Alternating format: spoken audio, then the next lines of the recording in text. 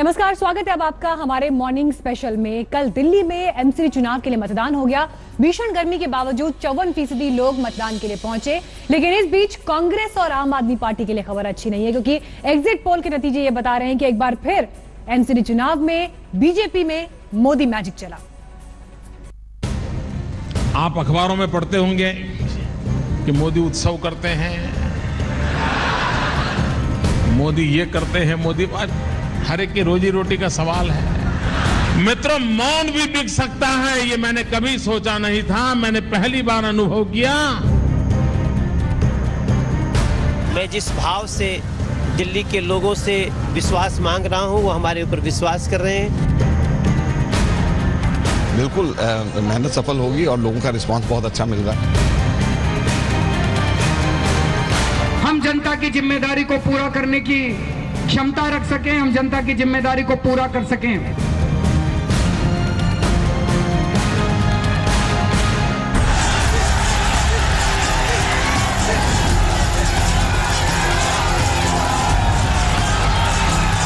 लोगों ने तय कर लिया है, अब की बार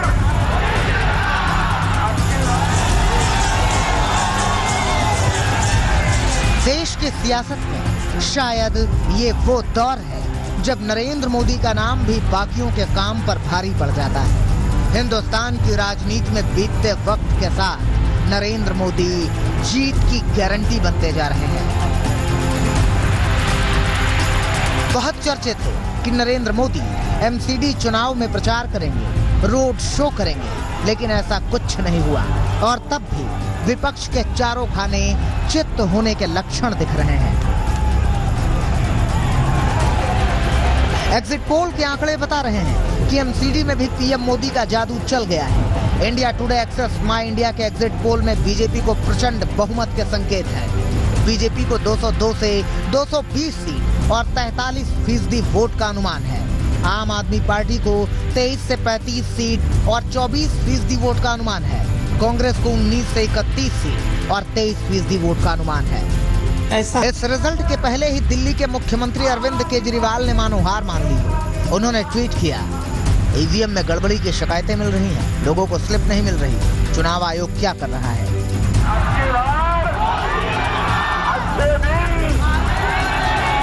एमसीडी के एग्जिट पोल नतीजे सटीक बैठे तो ये मान लेना होगा कि मोदी मैं भारत में विपक्ष की जीत की गुंजाइश लगातार सिकुड़ती जा रही है, क्योंकि एमसीडी में बीजेपी की जीत दरअसल ब्रांड मोदी की जीत होगी।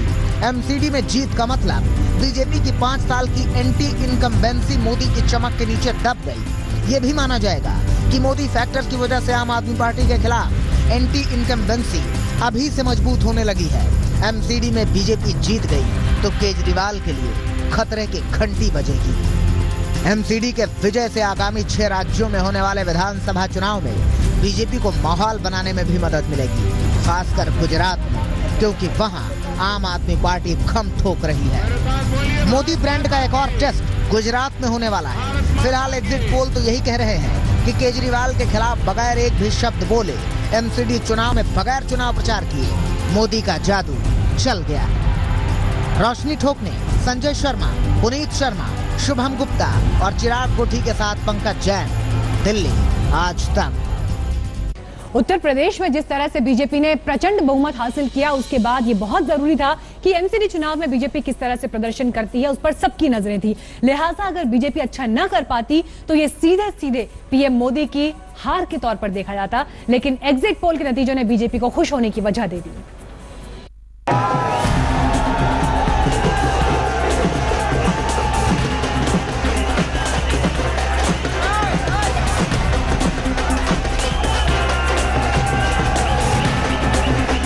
उत्तर प्रदेश में मिली प्रचंड जीत के बाद जश्न की आवाजें दिल्ली तक गूंज रही थी। तब अंदाजा लगाना थोड़ा मुश्किल था कि यूपी की तरह ही दिल्ली एमसीडी चुनाव में नरेंद्र मोदी का जादू चलेगा या नहीं। लेकिन बीजेपी ने पीएम मोदी के नाम और काम को भुनाने का मन तभी से बना लिया था।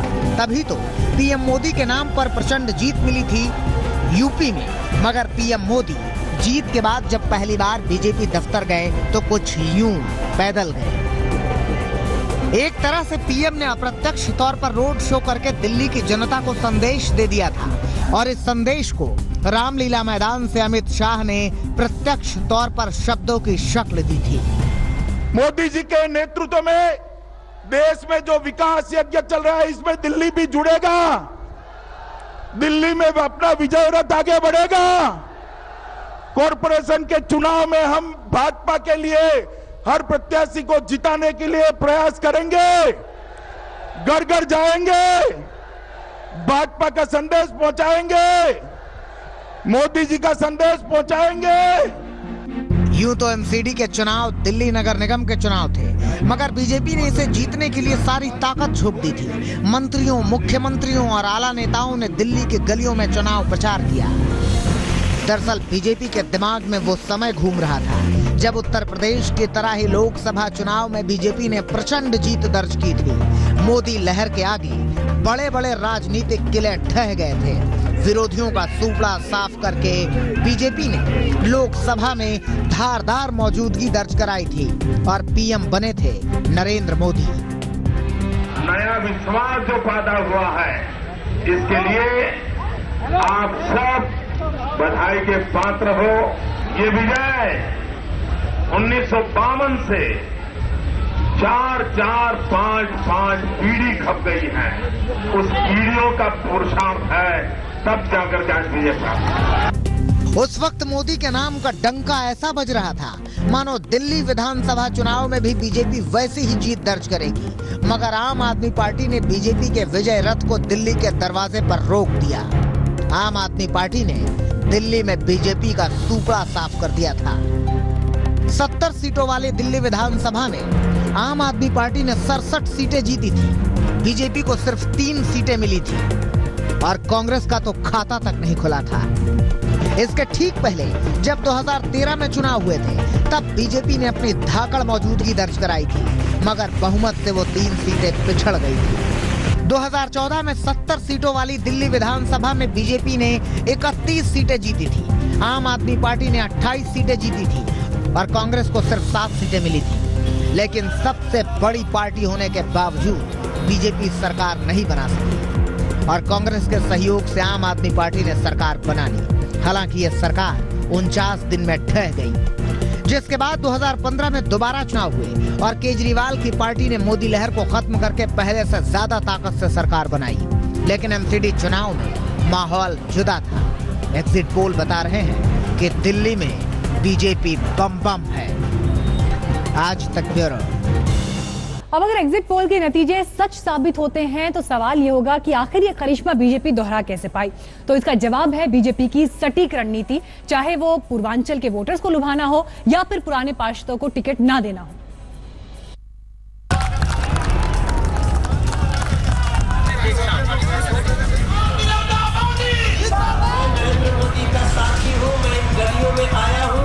दिल्ली में मेयर की कुर्सी का रास्ता पूर्वांचली वोटरों के मोहल्ले से होकर जाता है।